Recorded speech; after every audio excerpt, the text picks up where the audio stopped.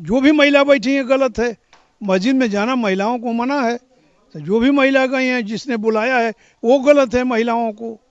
क्यों आखिर क्यों महिलाओं को उसमें जाना वो तो इस्लाम की बारी।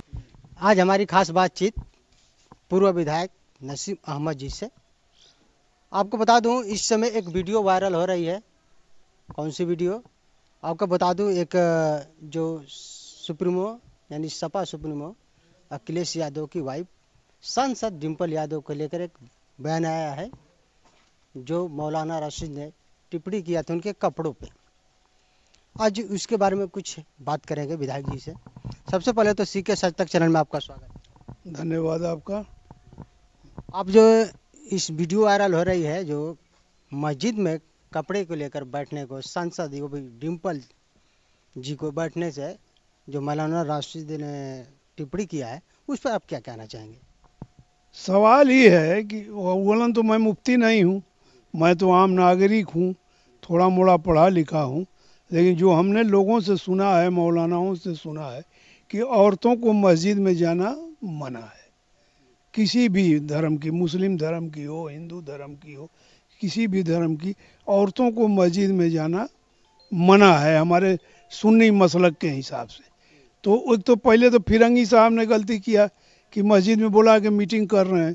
मस्जिद इबादत की जगह है, न कि राजनीति करने का, राजनीतिक अखाड़ा मस्जिद को बनाना ये भी गलत है, नहीं करना चाहिए था। और जो उन्होंने बयान दिया वो भी गलत है। किसी भी महिला पर अभद्र भाषा का इस्तेमाल करना वो भी उचित नहीं है। इसमें आपका कहना है कि मस्जिद में महिला को नहीं जाना चाहिए या वर्जित है आपके हिसाब से, लेकिन अगर वहाँ देखा जाए उस वीडियो में तो और भी महिलाएं बैठी हैं। जो भी महिला बैठी है गलत है। मस्जिद में जाना महिलाओं को मना है। तो जो भी महिला गई हैं, जिसने बुलाया है वो गलत है महिलाओं को। आखिर क्यों महिलाओं को उसमें जाना वो तो इस्लाम की बारीकियों को बताने वाले लोग बताएंगे। हाँ, उसको हम तो बता नहीं पाएंगे। मना है तो मना है। मस्जिद में महिलाओं को जाना मना है, नहीं जाना चाहिए, गलत है। आखिर जो मौलाना राशिद आपके जो कह रहे हैं कि इस्लाम इस्लाम धर्म से वो भी हैं, लेकिन उनको और भी जो महिलाएं हैं उनके ऊपर कोई टिप्पणी नहीं की है, वह कल सांसद डिम्पल यादव पर ही टिप्पणी की है। डिम्पल यादव पर टिप्पणी इसलिए की है कि वो रसीदी जो अपने को इमाम संघ का राष्ट्रीय अध्यक्ष, फर्जी राष्ट्रीय अध्यक्ष हैं। कोई प्रूफ कहीं भी नहीं है, ना कोई इमाम उनको अध्यक्ष मानता है। वो भाजपा से एफिलिएटेड हैं, उनका संबंध भाजपा से है। तो वो जाहिर सी बात है कि टिप्पणी करेंगे डिम्पल यादव पर। वो राजनीतिक मैटर बनाए उसको, जो कि गलत है, वो भी नहीं बनाना चाहिए। उन्होंने जैसा किया वैसा पाया, जैसी करनी वैसी भरनी। हाँ, देखिए वर्तमान सरकार से जो कार्य योजना भी है इससे आप लोग बच्चा और भी आम जनता कितना खुश है? कौन सी कार्य योजना है जो आपको दिखाई दे रहे? तीन ओवरब्रिज था, दो और बनने वाले हैं, एक बन रहा है, एक और बनने वाला है। वो ओवर ब्रिज से रोटी मिलेगी? रोटी तो नहीं मिलेगी। नहीं, सवाल रोटी रोजी, कपड़ा और मकान का है और सम्मान का है। रोजगार तो इन्होंने ख़त्म कर दिया, नौकरी ख़त्म कर रहे हैं। सारे सेक्टर को, प्राइवेट सेक्टर को दे रहे हैं। और प्राइवेट सेक्टर में दे देने के बाद एक तो आरक्षण ख़त्म करने की प्लानिंग है। पहला तो शिक्षा से ही वंचित करना चाह रहे हैं। आए तमाम 25 लाख स्कूल ये बंद कर रहे हैं, प्राइमरी स्कूल बंद कर रहे हैं। तो गरीब के बच्चे कहाँ पढ़ने जाएंगे बताइए? कहाँ पढ़ेंगे गरीब के बच्चे? कॉन्वेंट में पढ़ पाएंगे? मऊ में सबसे बड़ा लिटिल फ्लावर है ना, लिटिल फ्लावर में एडमिशन करा पाएंगे गरीब के बच्चे? हैं तो पढ़ पाएंगे? इनको पढ़ाई से ही रोका जा रहा है। ये पढ़ लेंगे तो गोबर कौन फेंकेगा? ये तो एक शिक्षक ने कहा। तो ये इनकी प्लानिंग है, ये योजना है।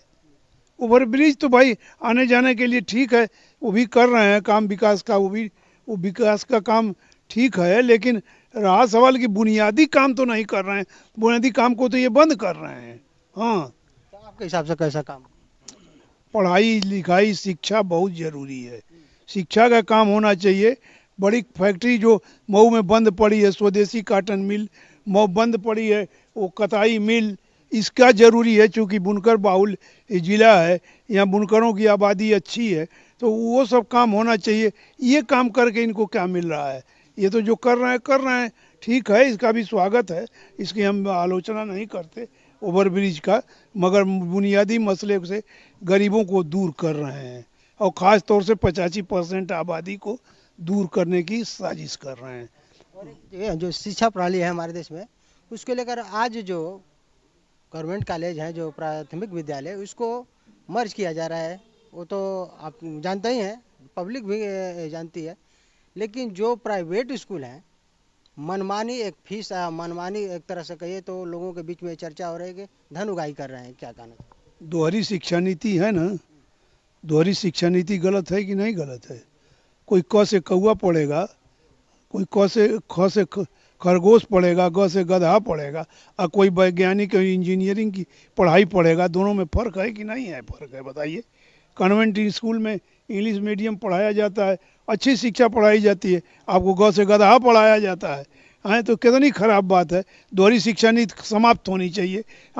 जो बड़े बड़े प्राइवेट स्कूल हैं ये बंद होने चाहिए, और जो प्राइमरी स्कूल है, जो जूनियर हाई स्कूल है, इनको बहुत मजबूत बनाना चाहिए, बढ़िया बनाना चाहिए, आधुनिक बनाना चाहिए, हर टेक्नोलॉजी की शिक्षा से लैस करना चाहिए। हाँ। और ये सन 2027 का चुनाव आ रहा है, इसमें क्या लग रहा है कि यहाँ पे माहौल?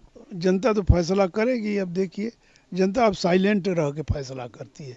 अब साइलेंट रह के क्या फैसला करेगी वो तो वक्त बताएगा।